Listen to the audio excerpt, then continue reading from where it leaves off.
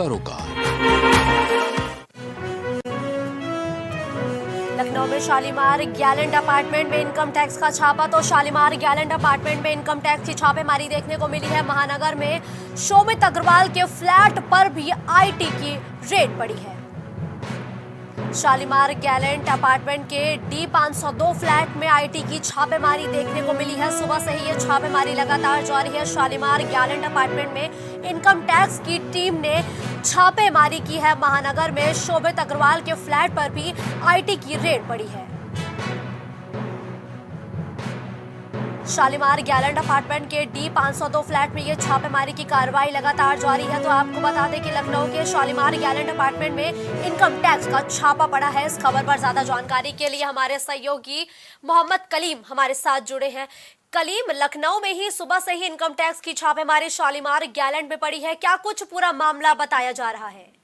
देखिए मुस्कान जी, जिस तरीके से ये जो छापेमारी चल रही है, सुबह से छापेमारी है क्योंकि गैलेंट का ये जो सिंचाई विभाग से टेंडर दिया जाता था, ये टेंडर मायावती और सपा सरकार में दिया गया था। लेकिन जब से गवर्नमेंट चेंज हुई है उसके बाद से जो छापेमारी चल रही है, तो उसी कड़ी में आज ये भी छापेमारी जुड़ी हुई है। क्योंकि आज ये छापेमारी है ये कहीं ना कहीं जो अधिकारी थे और जो उनके सहयोगी थे, बड़े जो अधिकारी, उनको टेंडर दिया जाता उससे संबंधित की पूरी रेट पड़ी है कि आखिर उनके पास जो संपत्ति आई है, जो उनके पास इनकम है, वो आखिर इनकम ऑफ सोर्स क्या है। क्योंकि उनके पास इतनी रकम आई तो आई कहां से, क्योंकि जो टेंडर के जरिए जो इन तक पैसा पहुंचा है, तो उसके पूरे मामले को लेकर के पूरी जो इनकम टैक्स की रेट चली है सुबह से चली। लेकिन अभी तक किसी भी अधिकारी के द्वारा अभी इसमें कोई राज नहीं खोले गया। लेकिन हाँ, ये जरूर बताया जा रहा है। कलीम, जिस तरीके से शालीमार गैलेंट में ये छापेमारी की कार्रवाई चल रही है, तो क्या ये अभी भी लगातार जारी है?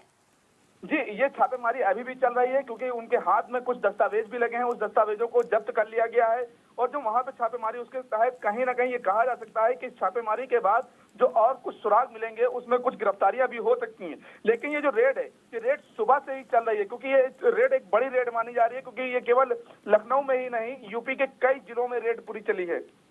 ठीक है, धन्यवाद मोहम्मद कलीम हमारे साथ जुड़ते हुए दर्शकों तक तमाम जानकारी पहुंचाने के लिए।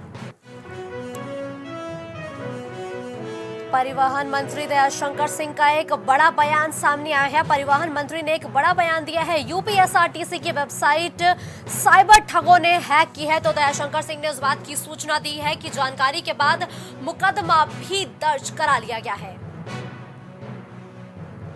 फिलहाल यूपी व्यवस्था को मैनुअल तरीके से चलाया जा रहा है। तो वहीं परिवहन मंत्री दयाशंकर सिंह का एक बड़ा बयान सामने आया है, जहां निकाय चुनाव में बीजेपी पूरी तरीके से सक्रिय है। साथ ही उन्होंने दावा किया है कि बीजेपी सभी सीटों पर चुनाव भी जीत रही है। तो परिवहन मंत्री दयाशंकर सिंह ने एक बड़ा बयान दिया है। निकाय चुनाव में तैनात होंगे 75 से अधिक IAS।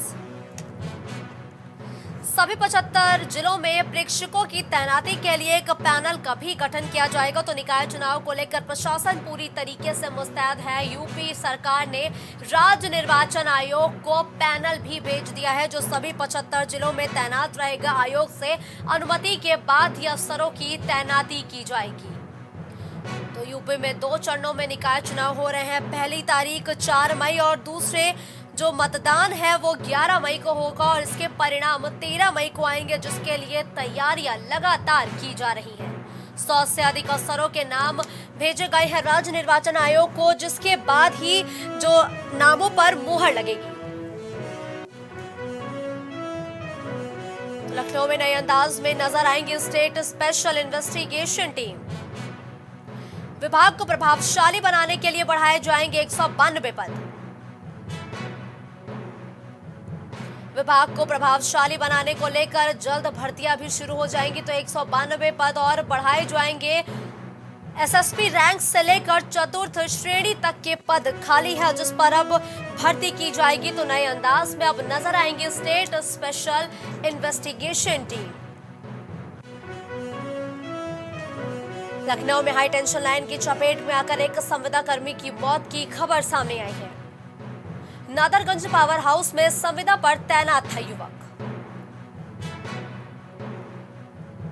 बिजली लाइन ठीक करते वक्त हाई टेंशन लाइन की चपेट में आ गया था संविदा कर्मी, जिसकी मौत हो गई है। सीएचसी पर संविदा कर्मी को डॉक्टर्स ने मृत घोषित किया।